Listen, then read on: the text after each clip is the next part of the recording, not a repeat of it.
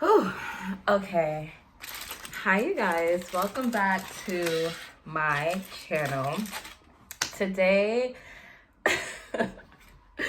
today we have a special video. I made a poll on Instagram asking should I do a story time I dated an addict or he flew me out to LA. And I dated an addict one. So, I'm already over that stage already, so I don't mind talking about it. So we're just gonna hop right into the video because I'm not too sure how long the video is, so grab your food. Right now, I literally have me your classic bacon, egg, and cheese, honey, because if you're from New York, you need the bacon, egg, and cheese. So before I get started, I'm a little hungry because the story is ghetto. Here I go. I can't make it up. Okay, so back in September, I met this guy on Instagram. I had just came back. I had just came back from Barbados, and I was about to start back working in New York. So I was getting in like that last week of just like fun time. So I meet this guy on Instagram. We turned out to have like mutual friends because like we were both models or whatever. So one day he DM'd me and he was like, "Oh, the cool kids hanging out tonight." And I'm like, "Oh, I just got back home. Like, I'm done for the night." He was like, "Yo, we should definitely link up one time." And I was like, "Yeah, let's link up. Let's have some drinks." Not knowing that I'm telling the wrong person, let's go have some drinks. You know what I mean? So I'm like, "Yeah, let's go take some shots," whatever the case may be. He like, "Yo, lit, I'm with it." The day of the shots come and he hits me up like, "Oh, I get off of work at 12 a.m. I'm like, 12 a.m.? He like, "I work from 2 p.m. to 12 p.m. So I'm like, in my mind, I'm like, yo, that's a long shift. I'm like, damn, I'm gonna have to call HR. He like, LMFA, yo, trust me, ain't no HR. So I'm like, okay, I'm not asking too much questions about what kind of job he got, whatever. Y'all, I don't ask no questions that I don't really need to know the answer to at that moment. So he hits me up on the Sunday and he's like, "Oh, I'm about to go to Jersey. Do you want to come?" I'm like, "Oh my God, yes, road trip." I'm like, "Yes, road trip." He like, "All right, come to my house and we'll drive over there," because he drives or whatever. So I get to his house, mind you, I'm meeting this man for the first time. We get in his car, we're driving, we're catching up. Not catching up, but like we're getting to know each other. I'm like, "Oh my God, you're leaving, when's your birthday?" He's like, October 5th. I'm like, lit, mine's October 2nd, all this stuff or whatever. Yeah, we finally pull up to Jersey and he gets out the car and he's like, "Be right back." I'm like, okay, whatever. So I'm sitting in the car like, do. He comes back with like all these pills in his hand. Mind you guys, I have never dealt with an addict before. I've never been around drugs before. The most I've been around is a little bit of weed and some liquor. I don't know nothing about nothing, Your Honor, beyond me, right? So he comes back. Yeah, I can't even eat this because he comes back and he's counting up the pills in his hand. It's probably like about, I think about 15. I don't even know, but I remember he thought he lost one and he was like kind of upset or whatever. And then I remember I seen him pay the man, like, I kid y'all not, like $500. So me now meeting him, I'm like, oh, baby boy got money. So I'm like, okay. Then he like realized that he didn't lose it. So like he's like, we out. So we're driving. He's like, "You want one of these?" I'm like, "What is that?" He's like, "Oh, it's a perk." I'm like, "Oh no, I'm good. Like, I'm straight." I'm like, "I don't want to die." He's like, "No, you're not gonna die." I'm like, "No, I'm good." Y'all, you would think that because this man knew he had a problem, that he would not try to drag nobody into having that same problem. And this is something that I didn't think about prior. So this is red flag number one. I should have been like, how is this man offering me drugs? Like, what? Anywho, the day goes on. We hang out that day. We go to like his friend's party, whatever the case may be. The night's over. Boom. Fast forward. We hang out again. And we go to this club named One Oak in New York. One Oak is the spot that everyone goes to if you're a model, if you're just like a person of interest, whatever. So his group of friends are in the industry. Mine is as well. But his group of friends are like more in the limelight, So we get to One Oak and all his friends are like, "Oh my God, she's a dark-skinned girl. Oh my God," like, "Oh my God, she's so gorgeous. Oh my God, she's dark-skinned." So I'm looking at him. I'm like, what's wrong with being dark-skinned? He's like, "Oh, I've only ever dated like white girls or whatever. And I was like, okay. All his friends were like hugging me. Oh my god, she's dark skinned. Oh my god. And I'm like, dang, like I can't be black. Like, what is? Somebody inform me on what's going on, right? But they're just happy that I'm black. So I'm like, okay, whatever. Plus for me. We're drinking, we're taking shots back. Everybody is like loving me because I'm black. I'm like, hey, I'm black, right? So all that stuff goes down. The night's over. He's like, you ready to go? I'm like, yeah. We get in the car, y'all. I didn't know that he popped a perk and a molly and he was drinking that same night. Because when he would do the drugs, I wouldn't physically see him do it, right? So we're in the car. And if you live in New York, you know the drive from Manhattan to Brooklyn, it's kind of lengthy and you got to go over a bridge. So just imagine me and this man in a car. He's intoxicated. I don't even know at this point that he's on nothing. And I'm just like, okay, I remember we're driving home. He drunk. I'm drunk. By the grace of God, y'all, we made it home safely, right?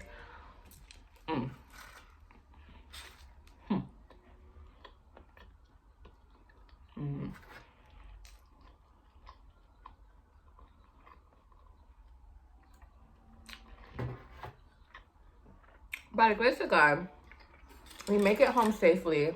And I think we just like fell asleep. No, he throws up.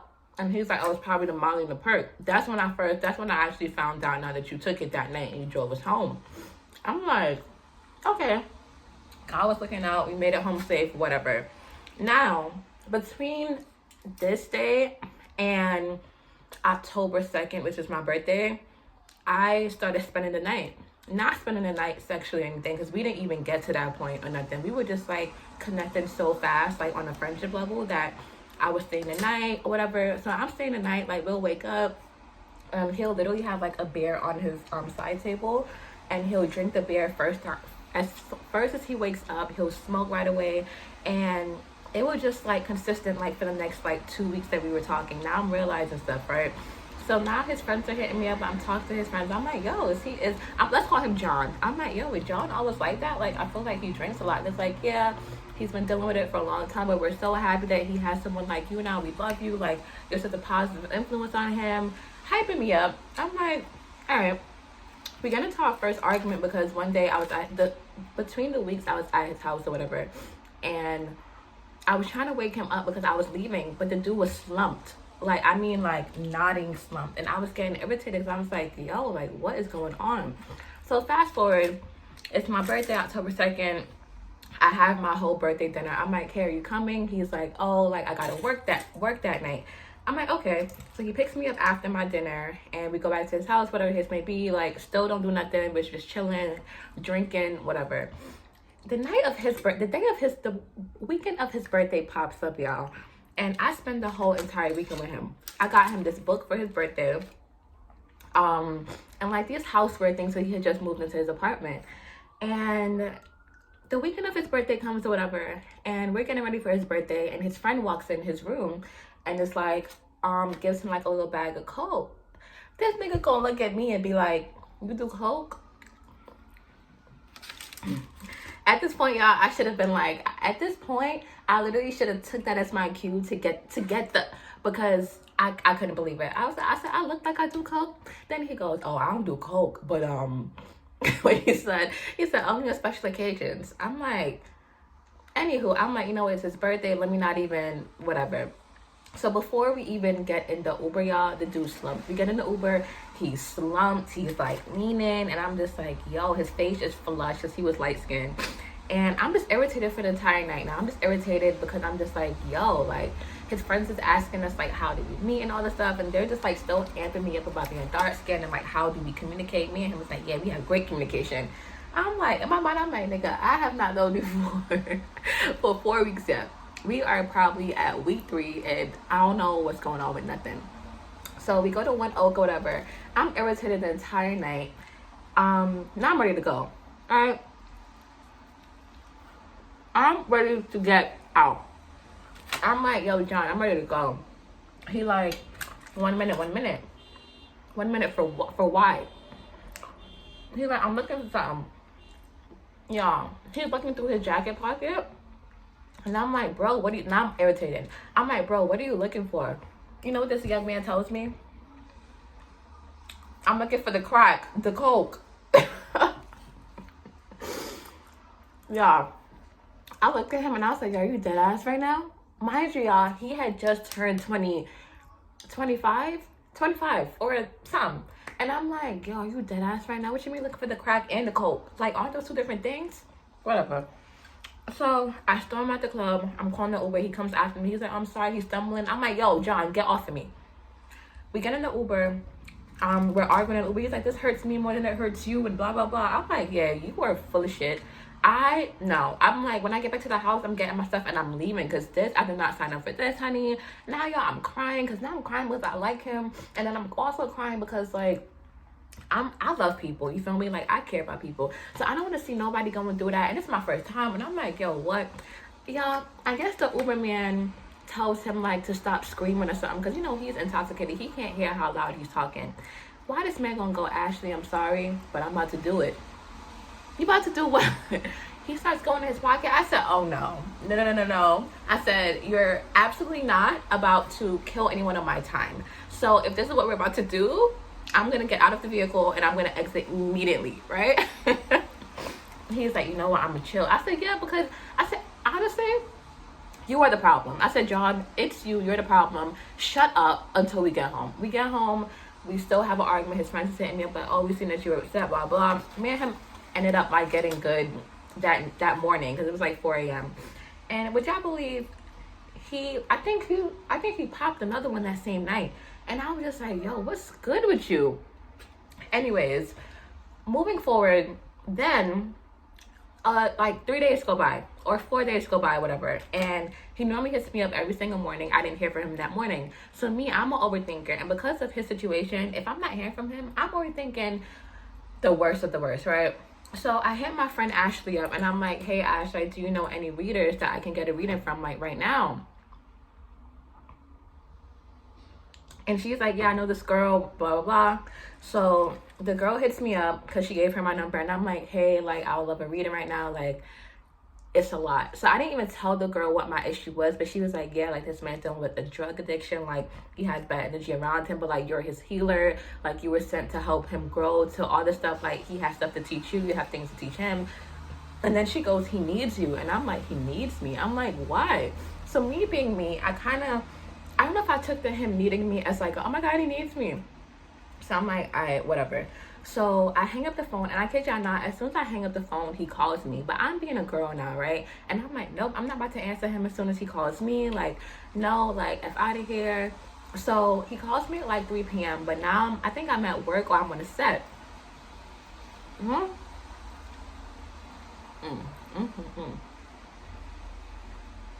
If you guys never had a baking agency, I highly recommend.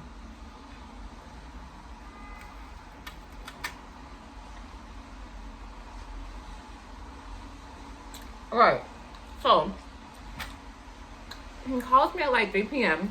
and I didn't answer, right? So the whole day I'm shopping. I'm like, yeah, I'm not gonna call him back till tomorrow.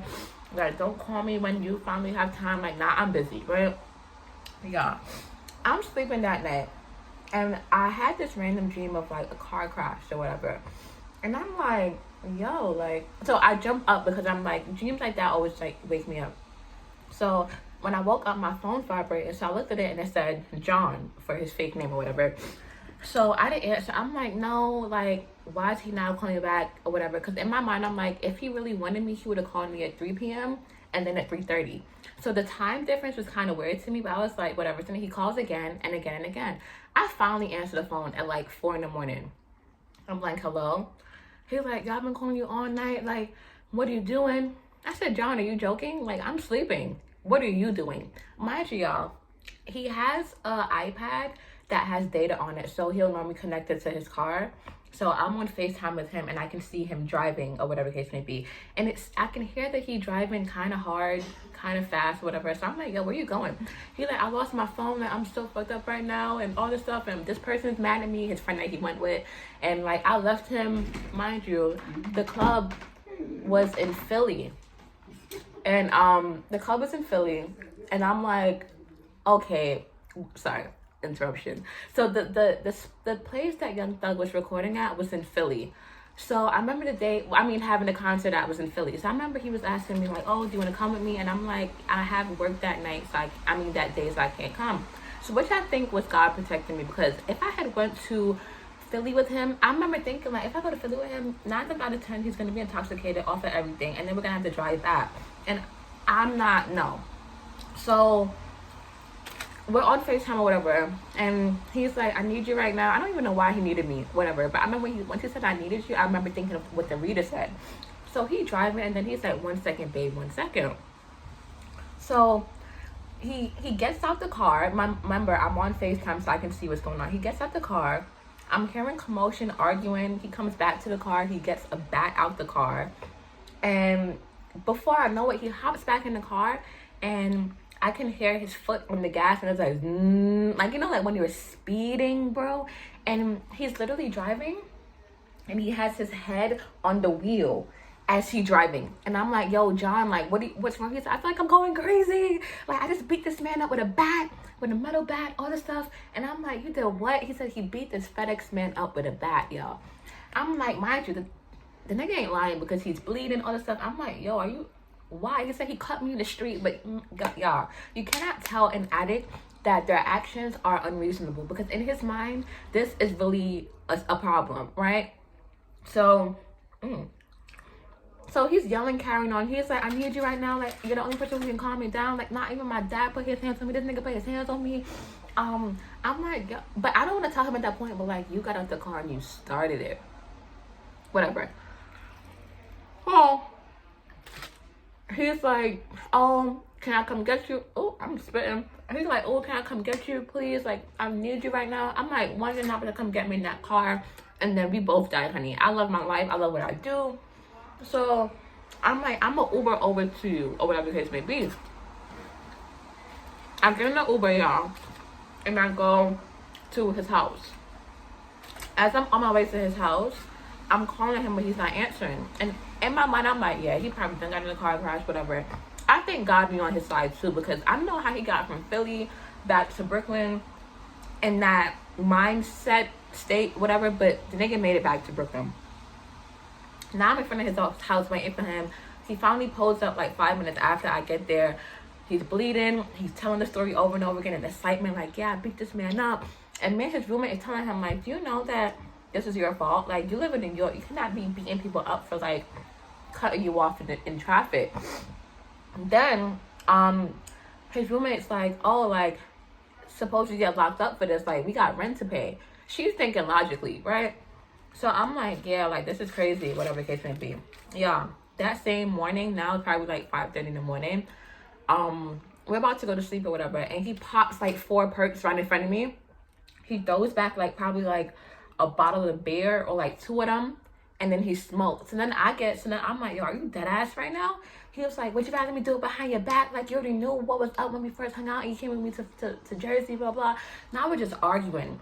And I'm like, yo, I'm not set up for this. I'm like, you could do what you gotta do. I'm gonna get out because you are bugging. Like, no way. So I'm getting up, I'm getting dressed. Not getting dressed, but like putting because I have clothes over by his house. Mind you, y'all, we are probably like 5 weeks in now. But like, these are red flags that I didn't peep from the beginning story. When he asked me for the perk, when he asked that I want a perk, I should have been dipped. But the kind of person that I am, I love to help people, and I love to like I need to make sure that what I'm thinking is right. So I need to follow my intuition at all times. So I'm getting my stuff together, whatever, and we're still arguing back and forth. And I'm like, when I wake up, I'm leaving. And he's like, no, leave right now. Get out right now. Yeah. And if you know me, I'm not argumentative, y'all. Like, I don't like conflict. I don't do the yelling stuff. I'm very calm and collected at all times. So now he got me yelling at the top of my voice. I'm feeling weird because this is not me. Like, now you're bringing me out of character. And I don't want to be out of character. Honestly, truly. So then as we're arguing, he's crying. So now that kind of like draws me back in. Now we're having this whole deep conversation about like his drug use or whatever the case may be, and blah, blah. And I remember the night of his birthday when all that stuff, his friends had came over. And his friends had came over and they was telling him like, yeah, you gotta stop doing drugs, whatever. And I guess he had lied to them about him, that he had stopped. but his friends do it too. So I was understanding how you try to tell him to stop, but y'all are enabling it as well. Like, your whole circle got to change. So that night of the whole fight with the FedEx man or whatever, we wake up the next morning, right? He goes, damn, I feel like I got into a fight. I said, you did. He like, damn, where's my phone? I said, baby, you don't got no phone no more. Because remember, drugs messes up your mind.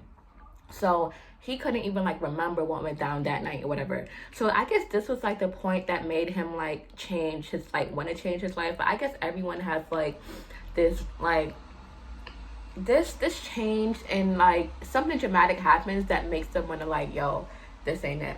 Because now the phone that he lost, he had to buy that back for like 5 something. He didn't have no money. The job wasn't working out, all this stuff. So I remember the book that I bought for him. I told him, because I had work that day, and I was about to sit here with you because no. So I was like, yo, write in the book.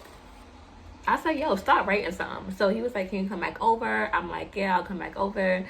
And I come back over that night, and he's in the shower. So I sat down by his computer desk, and I seen the book was open.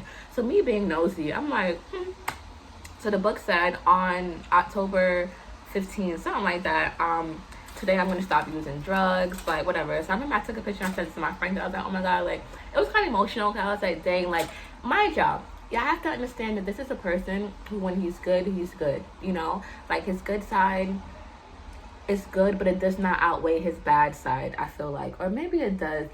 I don't know. I haven't spoken about the story in so long, y'all, because it was really a very traumatic experience for me.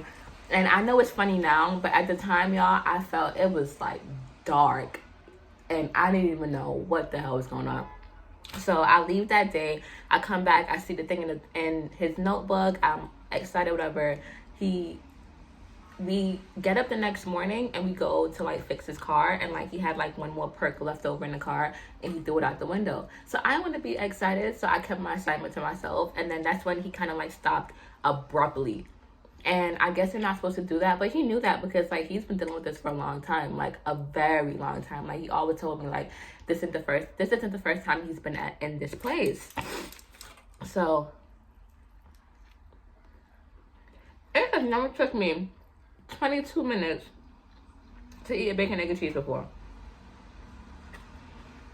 But it's slapping.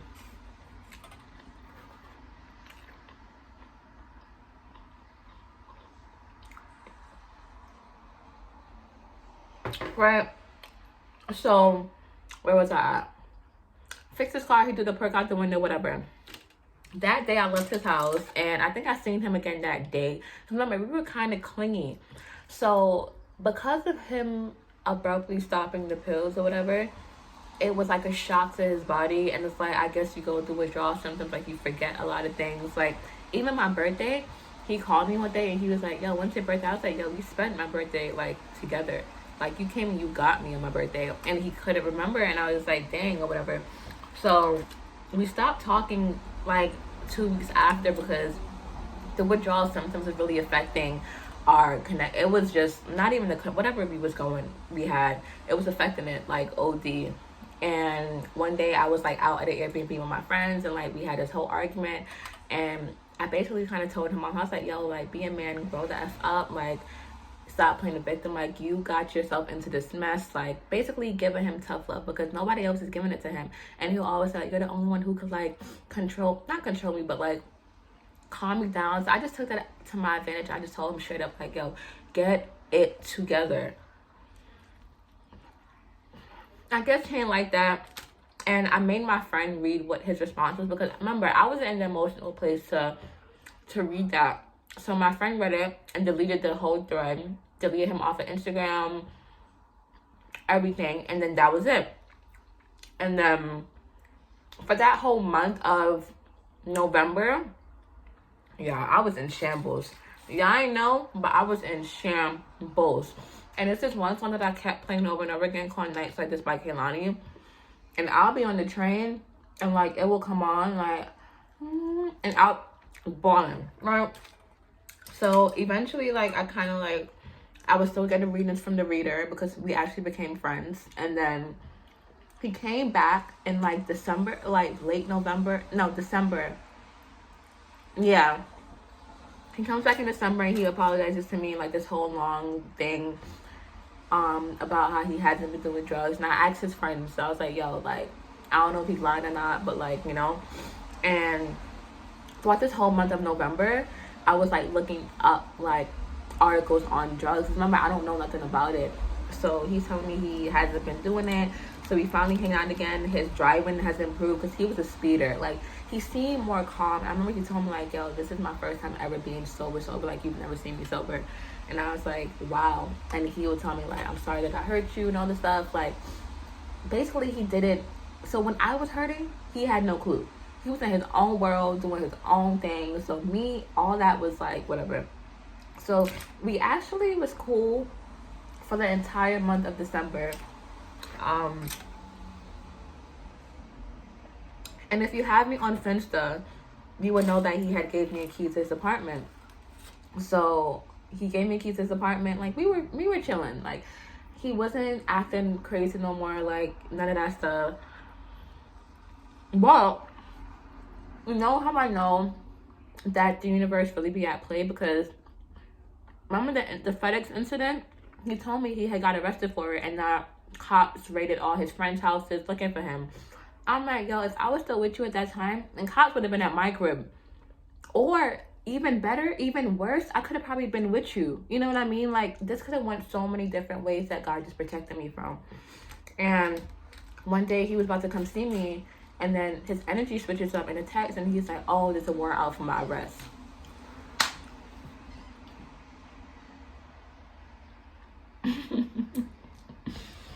What do you mean it's a warrant out for your arrest? He's like, he had a court date, and he thought it was like January 5th, but it was actually the 2nd. Then he starts yelling at me, like, try to like manipulate it and flip it around. I'm like, nigga, this is too much. So then we stopped talking again for like 3 days, and then I hit his friend up to see if he was doing okay, because there's a warrant out for his arrest. I don't know if the nigga's in jail or not. I hit his friend up. He immediately texts me right after I hit his friend up. He like, why are you reaching out to my friends for? Like, that's weird. Like, I already find it funny that you're friends with my friends. I'm like, nigga, you introduced me to your friends. You brought your best friend to my birthday dinner the same day I met the girl. I'm like, you was fiending for your friends to meet me. Y'all, that same day, we had an argument. I told him some things that I wish I never did, only because I'm so spiritual and I'm not a person to come out of character that deeply. But I prayed on it around the time, and I got over it. I forgave myself for it. Because even though the nigga ended up being that shit, there's still certain things that you're not supposed to tell people as a human. And, you know, like, out of anything, you know. So we had this whole argument. Like, I became like a bitch and all that stuff. And I was like, yeah, you're definitely laced. You're definitely on crack. You are legit a crackhead. So he was like, I want my house key back. I'm like, nigga. He was like, oh, I want my key back. I said, John, I will come to your house and I will beat you up. And he was like, yeah, we just had this whole argument. So then he was like, he wants his key back. I was like, come get your key, whatever. So then I left the key outside of my apartment. And when I woke up the next morning and I was going to work, it wasn't there no more. So I guess he came and he got it. And then this was in January. We're now in what? We're about to hit May. Well, yeah, definitely January. Like, some point in January, like early January, this story was. So that is my story on the time I dated a drug addict. So just to sum the story up, if you are in a predicament like this, get out. Because I remember I was telling my friend, and I had this one friend who, I guess she went through the same thing in her earlier years, and she was like, yo, just leave. But I didn't know how to, because I didn't know the guilt that comes behind it. Remember, I'm new to this shit. I don't know nothing about this. And me, I'm naturally not an emotional person. So now you got my emotions kicking, and I don't like that. So if you're going through this, y'all, leave right away. So now when I date, I ask them, like, do you do drugs? I don't care what kind of drugs it is. I don't want no parts of that.